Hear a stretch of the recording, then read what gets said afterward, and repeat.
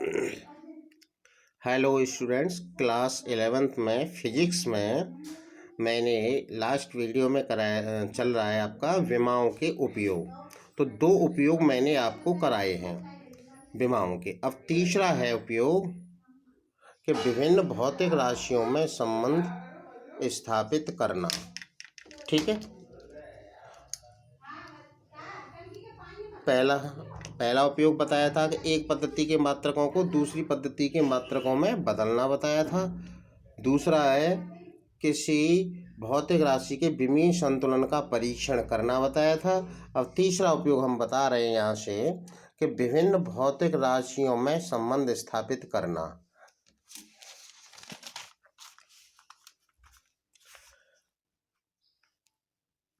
यदि हमें किसी भौतिक राशि के बारे में यह ज्ञात हो कि यह अमुक अमुक अमुक माने इन राशियों अमुक राशियों पर निर्भर करती है, तो हम विमीय संतुलन के द्वारा उन राशियों में संबंध स्थापित कर सकते हैं।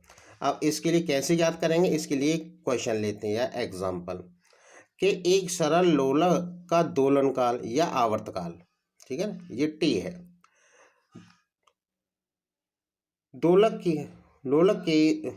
सरल लोलक का आवर्तकाल या दोलनकाल दोलक की द्रव्यमान m, धागे की लंबाई l तथा गुरुत्वीय त्वरण g पर निर्भर करता है।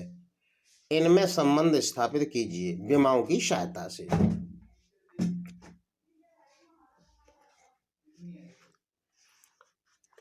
ये लोलक लिख लीजिए, लोलक कह लो, सरल लोलक, ये सरल लोलक है। अब यहां से इसका हल, माना कि दोलन काल द्रव्यमान की ए घात पर, लंबाई की बी घात पर, गुरुत्वीय त्वरण की सी घात पर, क्योंकि हमें 3 राशि दी गई हैं। दोलन काल किस किस पर निर्भर करता है? द्रव्यमान पर, गुरुत्वीय त्वरण पर और लंबाई पर। तो इनकी हमने घात मान ली ए बी सी, निर्भर करता है। तब टी अनुक्रमानुपाती निर्भर करता है, तो इसको अनुक्रमानुपाती ले लेते हैं। तो टी अनुक्रमानुपाती एम की घात ए इंटू एल की घात बी इंटू जी की घात सी। टी बराबर अनुक्रमानुपाती को हटा के कोई स्थिरांक ले लिया के, एम की घात ए एल की घात बी इंटू जी की घात सी, समीकरण नंबर 1, जहाँ के एक नियतांक है। अब हम दोनों ओर की विमाएं लिखने पर दोनों ओर की विमा लिखेंगे। दोलन काल का मात्रक सेकंड होता है, इसलिए सेकंड की विमा हो गई टी। द्रव्यमान की विमा एम, किलोग्राम होता, किलोग्राम को एम से, तो एम की घात ए। लंबाई का मात्रक होता है मीटर, मीटर को हम एल से व्यक्त करते हैं, घात लगा दी बी जो लगी हुई है। जी गुरुत्वीय त्वरण होता है, अर्थात त्वरण की विमा होती है एल टी की पावर -2 और इसकी घात सी है, तो सी लगा दी। इधर एम एल और टी 3 राशियां, इधर केवल टी है, तो हम एम की घात 0 और एल की घात 0 लिख सकते हैं, क्योंकि किसी भी संख्या पर अगर 0 घात होती है तो उसका मान 1 होता है, इसलिए इनको बराबर कर लिया। एम की घात 0, एल की घात 0, टी की घात 1 बराबर एम की घात ए बी, एल की घात बी प्लस सी। तो एल की घात बी ये है और एक घात ये लग रही है सी, तो ये जुड़ गई, गुणा में घातें जुड़ जाती हैं, इसलिए टी की घात -2 है ये और ऊपर घात सी है, तो -2c। अब दोनों ओर घातों की तुलना करने पर, अब दोनों ओर की घातों की तुलना करें, यहाँ m की घात 0 है, यहाँ m की घात a है, तो a बराबर 0, समीकरण 2। अब l देखो, l की घात b प्लस सी और यहाँ l की घात 0 है, तो l की b प्लस सी बराबर 0। यहाँ पर t की घात -2c है और यहाँ t की घात 1 है, इसलिए -2c बराबर 1, तो c बराबर -1/2। तो ये समीकरण 2 3 ये 4 मान लिए, इनको हल कर लेंगे हम आपस में। तो अब कैसे करेंगे, ए का तो मान हमारे पास है और सी का भी है, अब हमारे पास बी का नहीं, तो बी का मान यहाँ है, तो सी का मान समीकरण 3 में रख दो, जो सी का मान आया हो इसमें रख देंगे। तो b -1/2 बराबर 0, तो b बराबर 1/2 पक्षांतर कर लेंगे, तो ये प्लस की होगी वैल्यू। अब ए बी सी का मान समीकरण 1 में रखने पर, अब हम 1 में रख देंगे इनको समीकरण में, ये वाला जो है। तो टी बराबर यहाँ ये टी बराबर के एम की घात 0 एल नहीं एम का ए का मान आया हमारा 0 तो सही है। एम की घात 0 एल की घात 1/2 इंटू जी की घात -1/2 टी बराबर के एम की घात 0 का मान तो 1 होता है, एल की घात 1/2 और जी को बट्टे में ले आए, जी की घात 1/2 अंश में माइनस की थी, हर में ले आए तो प्लस की हो गई। टी बराबर के 1/2 मतलब अंडर रूट होता है तो अंडर रूट एल अपॉन जी। प्रयोगों के द्वारा के बराबर होता है 2 पाई, प्रयोगों द्वारा के का मान 2 पाई लिया गया, इसलिए टी बराबर 2 pi under root l upon g. और यही सरल लोलक के आवर्तकाल का सूत्र है या दोलन काल का सूत्र है। तो विमाओं के हमने 3 उपयोग बताए, ये 3 उपयोग आपको करा दिए। अब है अब विमाओं की रीति की सीमाएं, कुछ सीमाएं भी होती हैं, लिमिट भी तो होती है कि हम किसी चीज़ से कितना फायदा ले सकते हैं। तो नंबर 1, इस रीति से किसी सूत्र में उपस्थित विमाहीन नियतांक का मान ज्ञात नहीं किया जा सकता। विमाहीन यानी जिसकी विमा न हो उसका मान ज्ञात नहीं कर सकते। नंबर 2, इस रीति से केवल भौतिक राशियों की घातों के गुणनफल पर आधारित सूत्र प्राप्त किए जा सकते हैं, जो कि अभी जो गुणनफल पर ही तो थे, जो अभी निकाला है हमने सरल लोलक वाला, तो ये गुणन पर है। नंबर 3, यदि कोई भौतिक राशि 3 से अधिक राशियों पर निर्भर करती है तो उनके बीच इस रीति से संबंध स्थापित नहीं किया जा सकता। कहने का मतलब है कि अगर कोई राशि 3 से अधिक राशियों पर निर्भर करती है तो उनमें संबंध ज्ञात नहीं कर सकते, केवल 3 राशियों में ही संबंध ज्ञात कर सकते हैं, क्योंकि हमें 3 समीकरण प्राप्त होते हैं तो हम 3 राशियों के ही मान ज्ञात कर पाते हैं। नंबर 4, इस रीति से त्रिकोणमितीय अनुपात sine theta, cos theta, tan theta dot dot इस तरह से चरघातांकी जो ए की घात एक्स या अन्य चीज़ें लघुगणक जैसे लॉग आदि पद वाले समीकरणों का विश्लेषण नहीं किया जा सकता। तो ये है हमारे विमाओं की रीति की सीमाएं। अब क्वेश्चन देखिए, अंक के क्वेश्चन के नंबर 1, विमाओं की सहायता से 1 न्यूटन को डाइन में परिवर्तित कीजिए। डाइन बल का मात्रक होता है सीजीएस पद्धति में और न्यूटन होता है एमकेएस में। तो ये हल है यहाँ से, माना m1 l1 t1 m1 l1 t1 क्रमशः किग्रा मीटर सेकेंड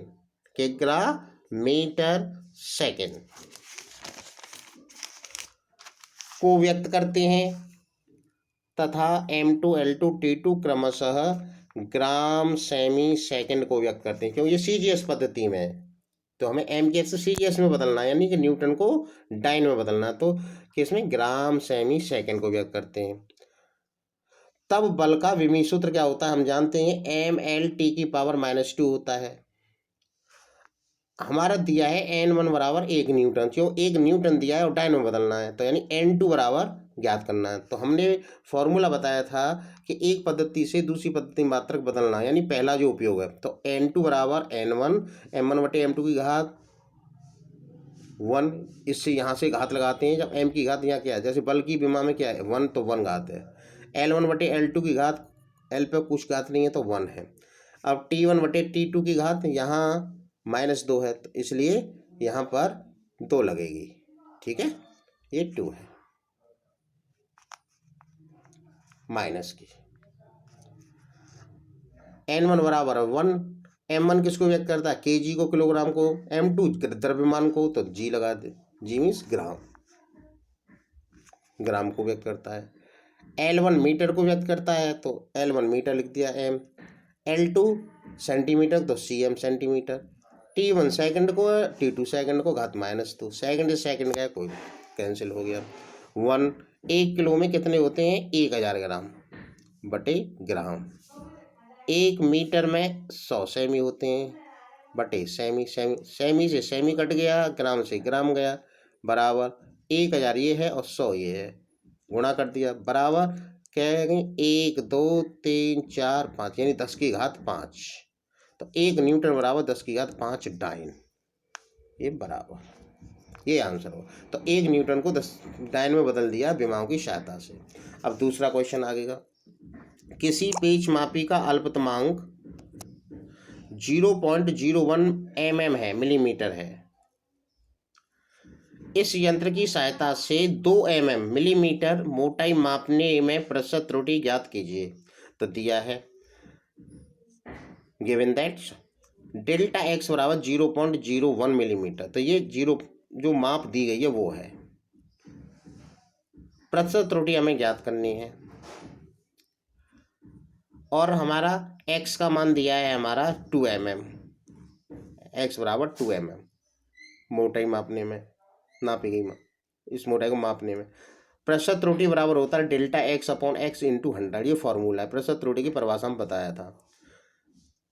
डेल्टा एक्स है 0.01 अपॉन एक्स का मान है 2 गुणा 100। इस दशमलव को हटाने के लिए नीचे 2 जीरो बढ़ा दी तो दशमलव कैंसिल हो गया इनटू इसका 100 में करेंगे तो ऊपर तो 1 रह गया ना। तो ये 100/200 2 जीरो से 2 जीरो 2 तो 1/2 2 का भाग 1 में देंगे तो 0.5%। तो त्रुटि को हम प्रतिशत में व्यक्त करते हैं। अब होता है सार्थक अंक। क्या होता है? किसी राशि की माप में शुद्धतम ज्ञात अंकों को सार्थक अंक कहते हैं। जो शुद्ध अंक होते हैं, सार्थक हैं जो काम वाले अंक होते हैं, काम के अंक, उनको सार्थक अंक कहते हैं। जैसे 5.034 में 4 सार्थक अंक है। इसमें देखिए कितने अंक है? 1 2 3 4 जीरो बीच में, इसलिए 4 अंक सार्थक हैं। सार्थक अंकों की गिनती करते समय हम दशमलव को नज़रअंदाज कर देते हैं, मान लेते हैं अपने मन में कि दशमलव लगा नहीं है। तो इसलिए हम इसमें काउंट करेंगे। दशमलव जब नहीं लगा है तो 1 2 3 4, तो इसमें 4 अंक हैं। दूसरा 0.0053 में कितने सार्थक अंक हैं? इसमें 2 सार्थक अंक हैं। क्योंकि पॉइंट लगाए और दशमलव को हम नज़रअंदाज कर देंगे, इसकी जीरो गिनती में नहीं किए जाएंगे। तो इसमें कितने हैं? 2 सार्थक अंक हैं। इसमें 2 सार्थक अंक हैं। इस वाले में नहीं, सही है, 2 हैं, 2 सार्थक हैं। 5.200 में कितने? 4। इसमें तो 4 दशमलव को अगर नज़रअंदाज कर देंगे तो ये 5200 हो जाएगा। तो 5200 तो काम के है ना, इसलिए इसमें 4 सार्थक अंक हैं। 4 सार्थक अंक हैं इसमें। अब अगला क्वेश्चन, 3 छड़ों की मापें, जो रॉड होती हैं उनकी मापें 27.8 सेंटीमीटर, 1.324 सेंटीमीटर तथा 0.66 सेंटीमीटर है। इनका योग सार्थक उचित सार्थक अंकों में ज्ञात करना। तो हमें इनका टोटल करना योग। तो हम हल करेंगे, तीनों मानों को हम लिख लेंगे। 27.8, 1.324 सेंटीमीटर, 0.66 सेंटीमीटर। हमने जोड़ा अब इनको, 4 6 और 2 8, 8 और 3 11 और 6 17 का 7 हासिल 1, 7 और 1 8 और 1 9 और 2 ताले, तो 29.784। ये तो हो गया साधारण जोड़ जो हम आप लोग करते हैं। लेकिन सार्थक अंकों में इसका उत्तर लिखना है तो हम ये देखते हैं कि हमें जो राशियां दी गई हैं, ये 3 संख्या दी गई हैं। इन तीनों संख्याओं में सब दशमलव के बाद सबसे कम कितने अंक हैं? दशमलव के बाद सबसे कम अंक 1 है। कितना है? 1 ही तो अंक है। दशमलव के बाद इसमें 1 अंक है, इसमें 3 अंक हैं, इसमें दशमलव के बाद 2 अंक हैं। तो हम 1 अंक तक हम आंसर लिखेंगे। तो सार्थक अंकों में योग होगा इसका 29.8, क्योंकि जब यहाँ पर सब दशमलव के बाद 1 अंक है, जो सबसे कम, यानी जितनी भी राशियां हैं और सबसे दशमलव के बाद जितने कम अंक होते हैं उसी में उत्तर लिखा जाता है सार्थक अंकों में, जोड़ने में, घटाने में, सब में। चूंकि ये जो अगला जो मान है इससे 5 से अधिक है, इसलिए इससे पहले 1 अंक बढ़ा देते हैं। तो 7 की जगह पर हो जाएगा 8। तो 29.8 सेंटीमीटर सार्थक अंकों में आंसर हो गया। अगला क्वेश्चन इसी तरह से, 2 संख्याओं की मापें इतनी और इतनी सेमी का अंतर बताओ। अब ये घटाना है, अंतर का मतलब, तो 12.192 घटाना है 2.7, तो माइनस का चिन्ह है। 2 में से 0 गए तो 2 बचे, 9 में से 0 गए तो 9 बचे। यहाँ है 1 हासिल ले लो, 11 में 7 गए तो 4 बचे।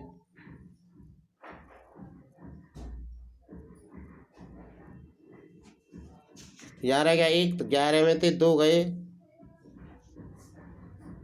11 रहेगा, 11 में से 9 गए तो 2 बचे, ये 9 का है, ये 9 है, तो 11 में से 9 गए तो 2 बचे। अब हम यहाँ देखते हैं कि दशमलव के बाद सबसे कम अंक कितने हैं। दशमलव क्या, यहाँ तो 3 अंक हो जाए, हम 1 है तो 1 अंक तक ही हम आंसर लिखेंगे अब इसमें। तो 2 पॉइंट और ये 4, 1 अंक 4 है, लेकिन इससे आगे वाली संख्या 5 से अधिक है, इसलिए 1 अंक बढ़ा देते हैं, तो 2.5 सेंटीमीटर। इसी तरह से गुणा में है कि गुणनफल में ज्ञात कीजिए उच्च सा, तो जैसे किसी की लंबाई दी है L 3.4 सेमी, बी दिया 3.12 सेंटीमीटर, तो क्षेत्रफल हमें ज्ञात करना को किसी चढ़ की, तो क्षेत्रफल बराबर लंबाई गुणा चौड़ाई, दोनों का मान लिख दिया, लंबाई लिख दिया, चौड़ाई का मान लिख दिया, सेमी स्क्वायर, दोनों का गुणा कर लिया, तो 13.416 सेमी स्क्वायर। अब हम देखते हैं कि दशमलव के बाद सबसे कम अंक कौन सी संख्या में है, इसमें है कि कई अंक है कि 1 अंक है बस, इसलिए 1 अंक तक आंसर लिखेंगे। सार्थक अंकों में केवल 13.4 सेमी आ जाएगा, 13.4 सेमी स्क्वायर, क्योंकि इसमें 1 अंक तो है ही दशमलव के बाद सबसे कम अंक, इसे 13.4 सेंटीमीटर स्क्वायर। दैट्स ऑल, इतना करिए, ओके।